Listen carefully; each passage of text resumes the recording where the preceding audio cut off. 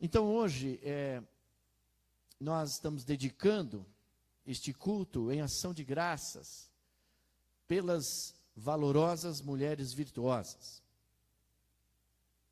E eu estava pensando esses dias que nós estávamos envolvidos na elaboração, na programação desse primeiro chá com mulheres. E eu estava pensando nesses últimos dias, acompanhando toda a movimentação, a organização desse grande time de mulheres que, de forma excelente, prepararam tudo o que nós vimos aqui ontem. E eu estava voltando ontem para casa e conversando com Deus da seguinte forma, eu pensei assim, Deus, como o Senhor ama tantas mulheres? Como que o Senhor faz um ser humano tão excelente, tão dinâmico, tão responsável? E pena que alguns homens não têm essa visão. Eu falo homens de Deus, homens que se dizem cristãos, não valorizam as mulheres que têm, as mães que tiveram ou que têm. E eu estava pensando o quanto Deus ama as mulheres. E o quanto as mulheres, elas têm um carinho especial de Deus. E o quanto o homem sozinho não vale nada, não é nada, sem a presença de um ser feminino ao seu lado. E nós lembramos de muitos ensinamentos das mulheres que passaram pelas nossas vidas. E eu quero fazer com que você perceba essa dinâmica espiritual de Deus a respeito das mulheres. Porque não é só os homens que também às vezes desvalorizam ou não valorizam corretamente as mulheres, mas há muitas mulheres que não se valorizam. Há muitas mulheres que não se amam. E eu quero chamar a sua atenção, se for esse seu caso. Você que está pela internet também.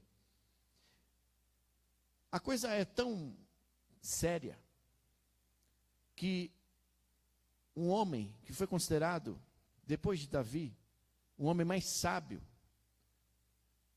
Salomão, ele escreve ao seu filho, para que ele escreve ao seu filho, para que ele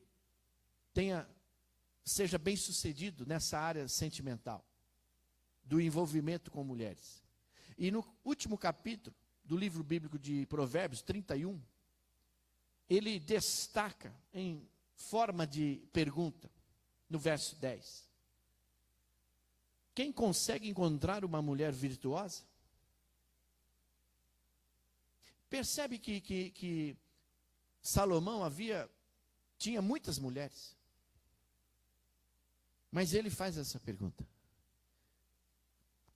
Uma esposa exemplar ou uma mulher virtuosa, quem vai encontrar? E feliz quem a encontrar. É muito mais valiosa que os rubis. Alguém já viu um rubi aqui? Já pegou um rubi em mãos? Ele fala no plural. Mas nós sabemos que o rubi é uma pedra preciosa, sim ou não? Imagine no plural. E uma mulher excede o valor dos rubis. Ele faz uma pergunta numa outra tradução. Quem consegue encontrar uma mulher virtuosa? Porque o seu preço é muito mais dos rubis. O que é a mulher virtuosa? Por que Salomão, o homem mais sábio que a Bíblia se refere, quis dizer, quando ele cita mulher no sentido virtuoso? Mulher virtuosa é mulher que tem virtude, mas o que é virtude? O que é uma mulher com virtude?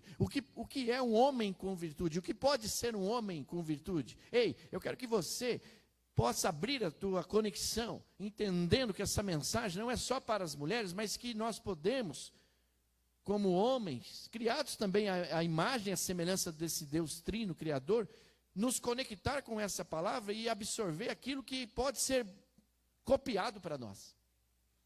Eu não sei você, mas eu aprendi muito com as mulheres. Eu aprendo muito com as mulheres.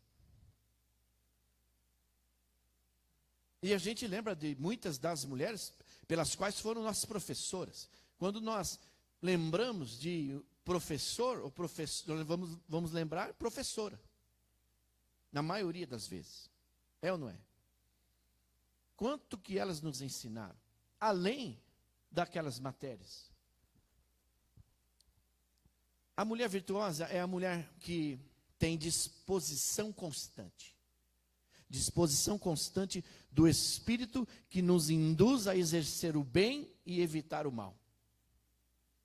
Você vai perceber que a significância dessa expressão máxima de Salomão tem tudo a ver com as mulheres. Eu fico pensando, vovô Toninho, que se os homens pudessem copiar isso também, e ser como esses seres femininos são, o quanto nós homens seríamos melhores.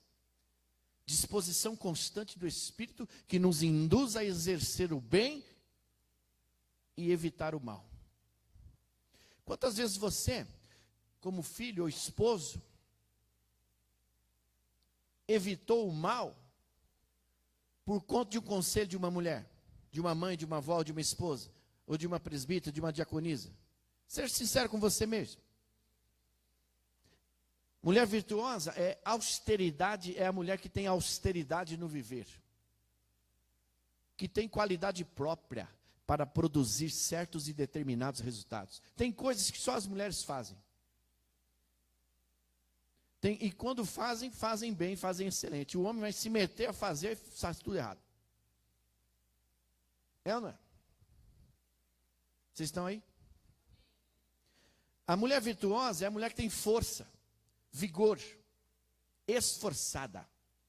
Percebe que Salomão está recomendando ao seu filho para que ele faça a escolha certa.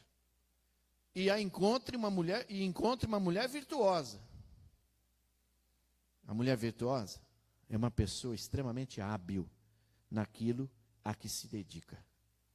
Do grego virtuose. Agora, o que a Bíblia fala a respeito das mulheres?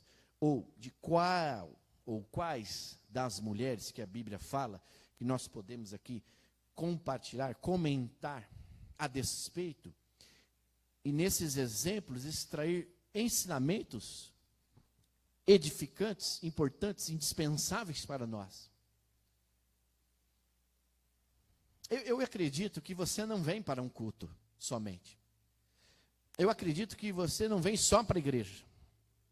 Eu entendo que você entra numa conexão espiritual sobrenatural, onde Deus se faz presente em revelação através do Santo Espírito.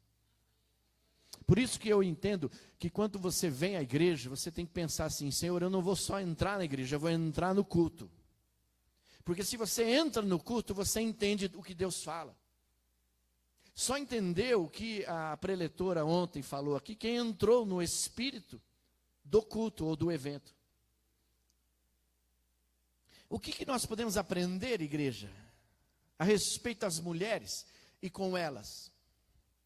Além daquilo que nós já aprendemos e já sabemos. Eu quero destacar algumas, diga comigo, algumas características importantes a respeito das mulheres. E ao final eu quero orar por elas e com elas. Começando por Gênesis 17, 16. Eu quero destacar Sara.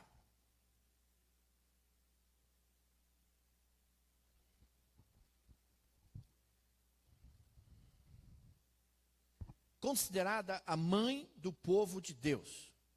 Essas classificações são classificações que foram ao longo dos tempos dando a essas mulheres, caracterizando essas mulheres. No caso de Sara, a mãe do povo de Deus. E o texto que se refere, está na tela, ela diz que Sara, ela recebeu também o mesmo chamado de Abraão. Olha o que Deus diz: eu o abençoarei e também por meio dela darei a você um filho. Lembra de Sara? Ela era estéril, não podia ter filhos. Deus fala para Abraão, que era a forma de Deus se comunicar com o seu povo através dos seus líderes, no caso dos líderes homens. ele diz o quê?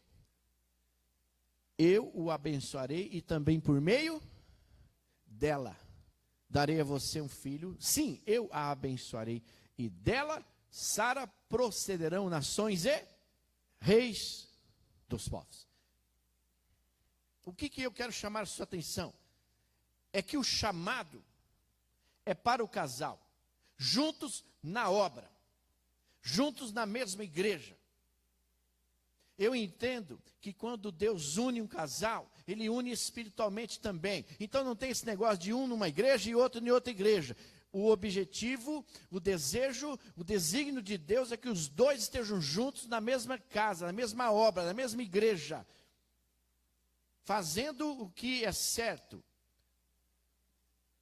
Nesse tempo que se chama hoje, nesta hora que se chama agora. Porque Deus uniu, o homem não separe, e não é nem separe de igreja. Aqui o chamado era para Abraão, mas incluiu a mulher para ser bênção no chamado dele. Na posteridade de filhos que ela teria, não filhos só para ela, filhos para uma nação toda, para um povo todo. Abraão, ele deixa com essa promessa, incluindo o ser feminino, ele deixa de ser filho de uma geração, ele se torna pai de uma nação. Você entende isso? A grandeza desse Deus, utilizando um ser feminino que até então era estéril, mas Deus vai e cura. E abençoa não só um homem, um esposo, não só uma mulher, uma esposa que, para uma mulher, principalmente no Antigo Testamento, nos tempos bíblicos, no Novo também, uma mulher ser estéril era a coisa mais destrutiva, mais desesperadora, mais triste para uma mulher. Você lembra de Ana e Penina, o que Penina desgraçava a vida de Ana? Como era difícil para Ana, lá no primeiro livro de Samuel diz.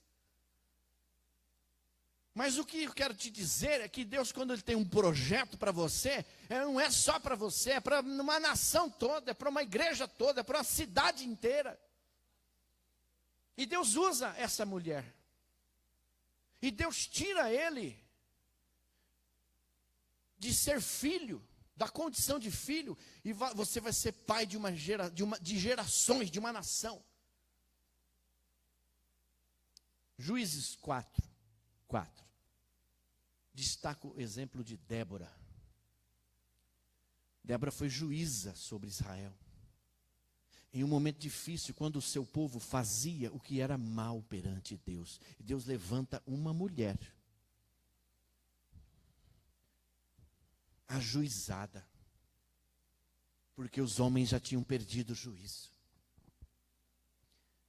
Baraque disse que sairia para a guerra, preste atenção, somente se Débora fosse com ele. Você consegue entender isso? E o texto diz que Baraque levou consigo 10 homens, 10.000 homens, 10.000 homens. E também Débora subiu com ele. John, 10.000 homens e uma mulher, que fez a diferença na vida daquele exército. Você entende isso? Eu quero destacar aqui a força, o empoderamento feminino.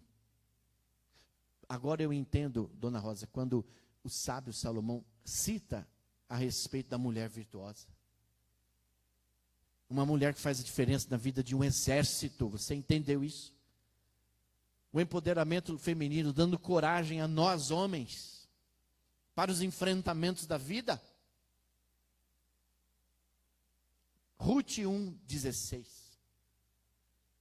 Eu quero destacar Ruth, determinada a preservar a sua vida e a vida de sua sogra. Amor altruísta,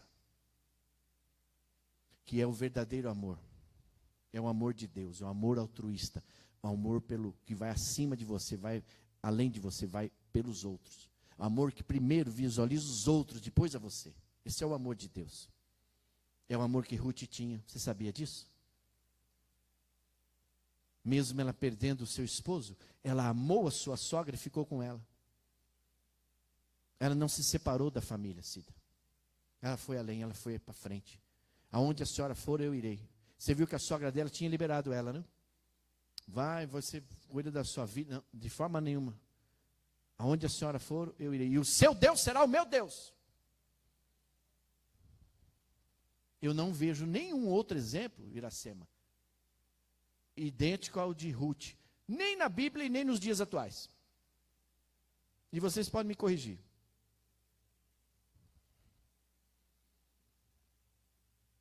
E Deus a honrou. Você sabe a história. E eu imagino que, Mateus, que Ruth não sabia que ela entraria na linhagem de Jesus Cristo. Ela deu à luz a Obed, que foi avô de Davi, por conta de uma atitude, de um amor altruísta na prática. Você consegue entender isso? Eu quero também citar 1 Samuel 1:20, de 2 a 19, Ana, exemplo de mulher de fé. A história é muito conhecida. Mulher que cumpre os seus votos. Ano a ano subia, mesmo sendo desprezada, humilhada pela sua rival. A Bíblia refere-se a Penina como rival. Mas ela perseverou, mulher de oração. Subia ao templo, ano a ano, para adorar o Senhor. Foi lá, estava-se quebrantando-se diante de Deus, espiritualmente. Foi tida como embriagada pelo próprio sacerdote, líder da igreja. Percebe?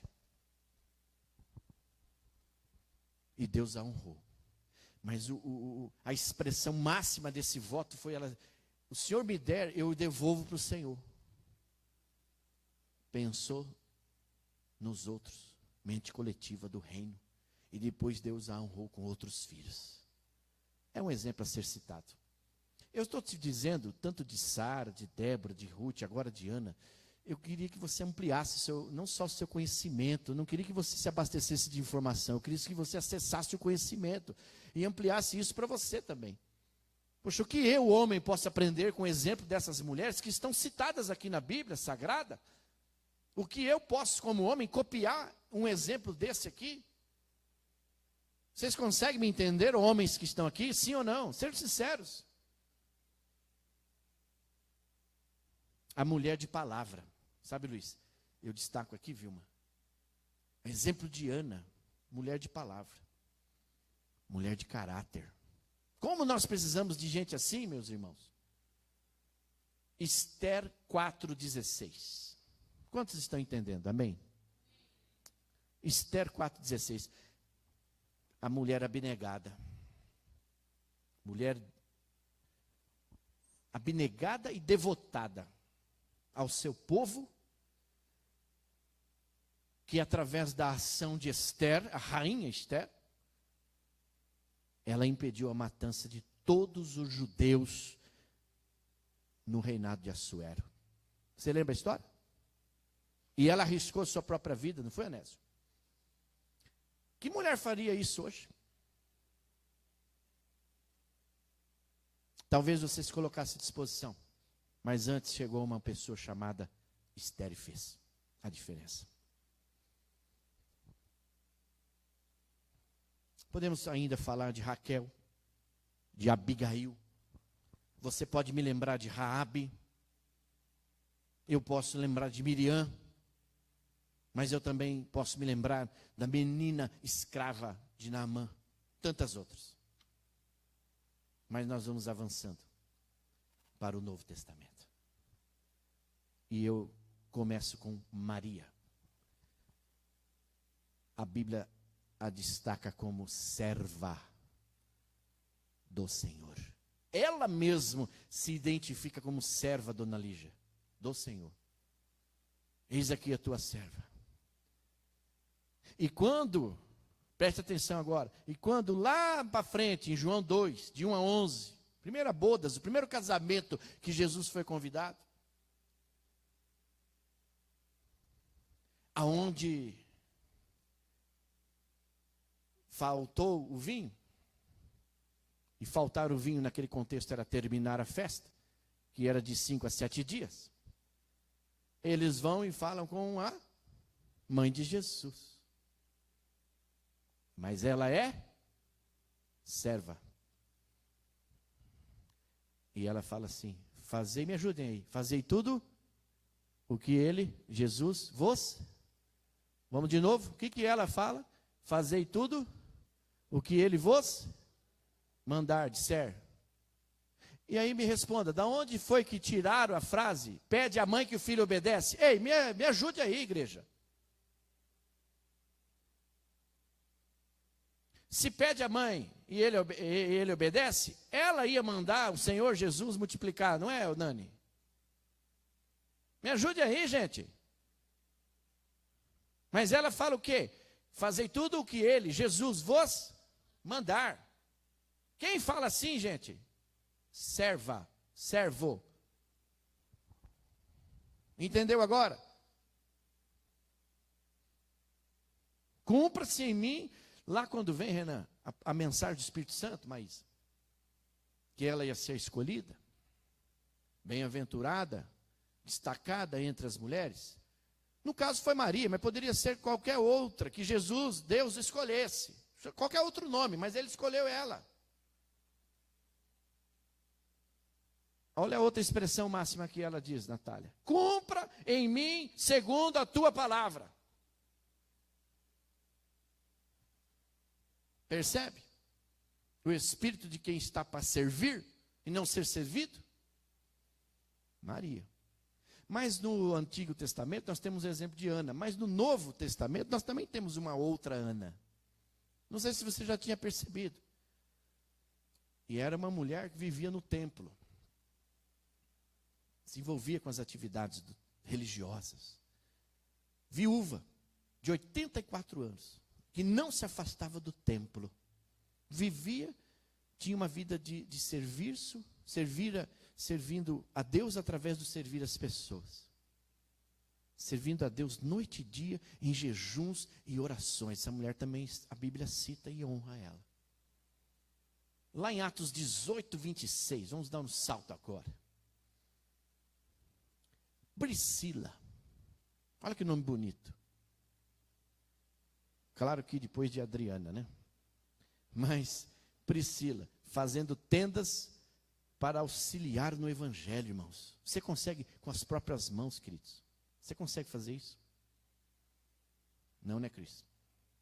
Depois vocês vejam lá no mural, tem uma surpresa lá para vocês.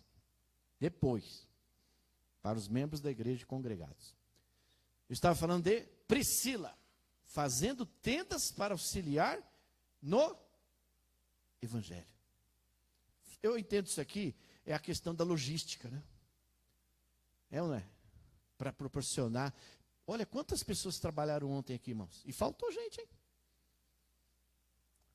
Para que o evangelho fosse pregado. Você consegue entender a dimensão disso?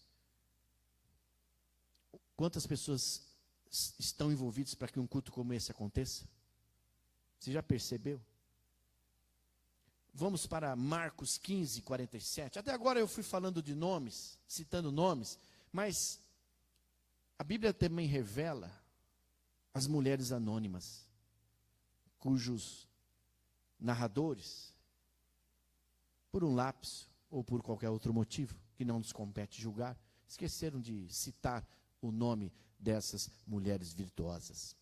Mas eu destaco em Marcos 15, 47, as mulheres que foram as últimas a deixar Cristo na cruz. João 20, verso 1. As mulheres que foram as primeiras a chegarem na tumba.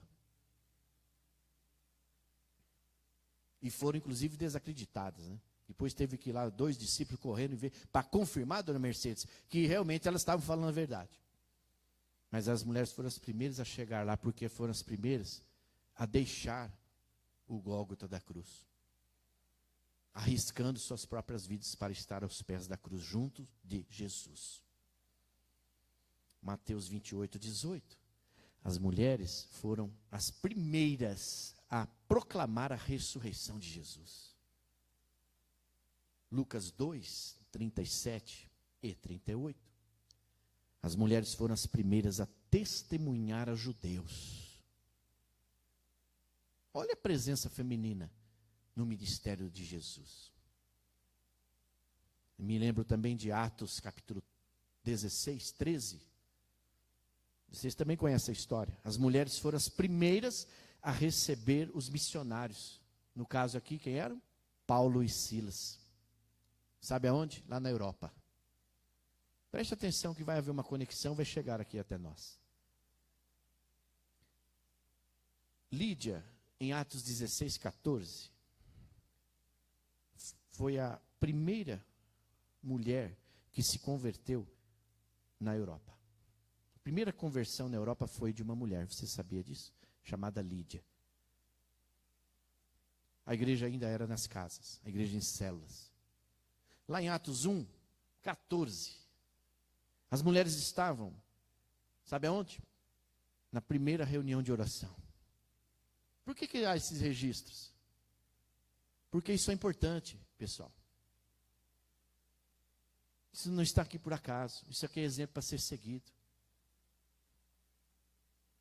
E toda sexta-feira, a última sexta do mês, nós temos vigília aqui na igreja, se você não sabia ainda. E não é só para as mulheres, é para toda a igreja. Poderíamos ainda falar de Febe. Talvez você me lembre de Trifena, ou me recorde sobre o exemplo de Trifosa. Mas eu também me lembrei de Pérside, Evódia, e há quem possa me lembrar de Sintique, tantas outras mulheres. Mas eu pergunto, será que o evangelho teria chegado até onde chegou, sem a participação destas mulheres? Eu vou mais além, Ronaldo. Será que o evangelho, ele tinha chegado até mim, a você, se não tivesse a participação de uma mulher? E agora eu quero encerrar dizendo a respeito das mulheres contemporâneas. Aí era a hora de você, mulher, dizer, agora vai falar de mim. Vocês estão aí? A Laís perguntou lá, vocês estão aí? Parece que não está meio devagar, irmão. Eu vou repetir. O som está chegando aí no fundo? Agora eu vou falar das mulheres contemporâneas. Agora é a hora que você falava assim, vai falar de mim agora.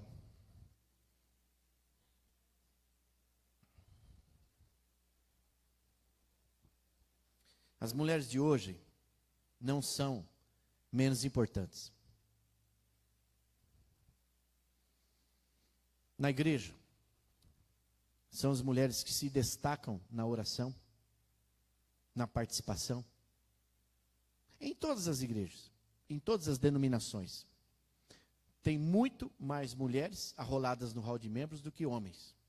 Em todas as igrejas, você pode procurar, pode saber. As mulheres, elas realizam um trabalho de visitação com mais afetividade, com mais propriedade. A mulher, ela se destaca na ajuda social e espiritual aos necessitados. São as mulheres que podem ser chamadas para todas as eventualidades. Não é? As mulheres anônimas são a verdadeira causa do avanço do evangelho hoje no mundo. Você sabia disso? Em muitos escritos do apóstolo Paulo, você pode prestar atenção, que mesmo naqueles dias de discriminação das mulheres, do machismo, da religiosidade que imperava, essa coisa toda que você já está acostumado a ouvir. Mesmo naqueles dias, Paulo, ele, nos seus escritos, ele faz questão de honrar as mulheres que exerciam papel fundamental na vida da igreja. Você pode perceber isso. O quanto Paulo cita nome de mulheres. É ou não é? E eu quero encerrar esta mensagem orando para que Deus continue a levantar mulheres com o coração na obra do Senhor. E homens também. E homens também. Essa coisa de dizer assim, Laudércio, essas mentiras que a gente ouvia lá atrás, por detrás de um grande homem, há uma grande mulher.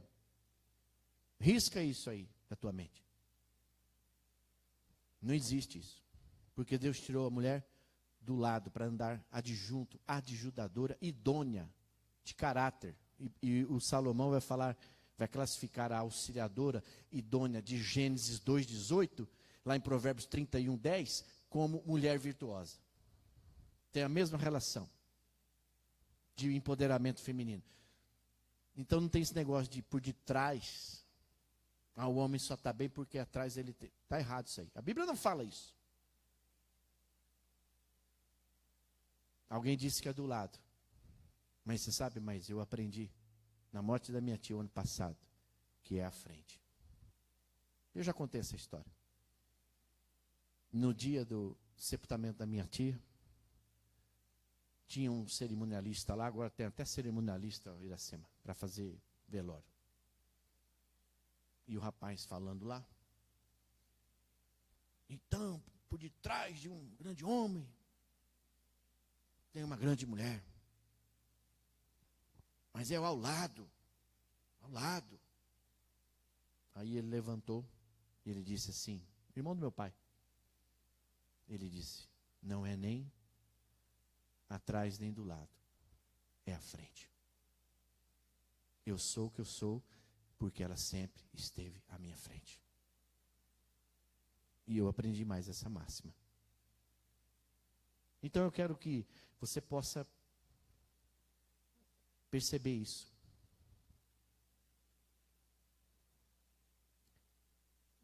Observar as mulheres corajosas e destemidas. Eu vou fazer uma brincadeira, mas por favor não levem a mal. E vocês sabem que eu vou falar, não é para vocês.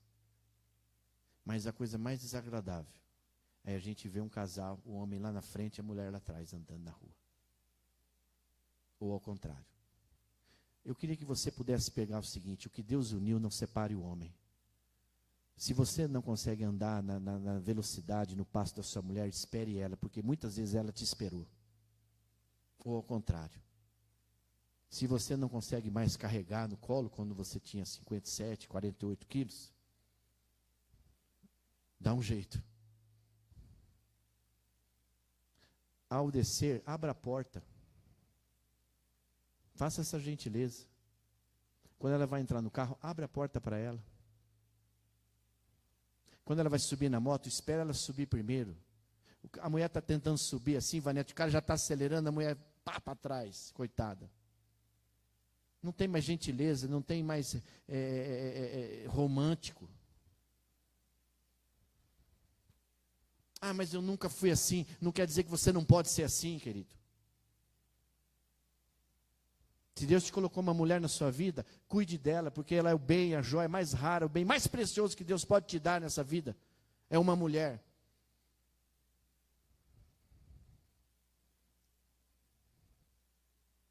E o homem também, né? Seja gentil. Em ambos os casos. E agora, a partir dessa pregação, a gente vai ver todo mundo de mãozinha dada. Né, Maísa? Subindo a rampa ali, tudo de mão dada. Pastor falou. Lá no Nordeste, chamado pastor. Irmãos, eu estou falando isso com muito carinho, muito amor no meu coração. Porque isso revela o nosso testemunho, nosso caráter cristão, e o quanto nós amamos aquela ou aquele que Deus colocou na nossa vida. Se você não honrar quem você tem hoje, você não vai honrar quem você vai ter amanhã. Eu falo com propriedade e com autoridade. Então, que Deus possa abençoar as mulheres corajosas e destemidas, mulheres como as heroínas bíblicas, que deixam exemplo, um legado de fé a ser seguido, um exemplo de fidelidade. Mulheres em missão, que não medem esforços e não deixam vencer pelas dificuldades e discriminação, que até hoje existe. São elas e através delas que o Evangelho também está sendo levado adiante. Glória a Deus. Aleluia. Vamos orar?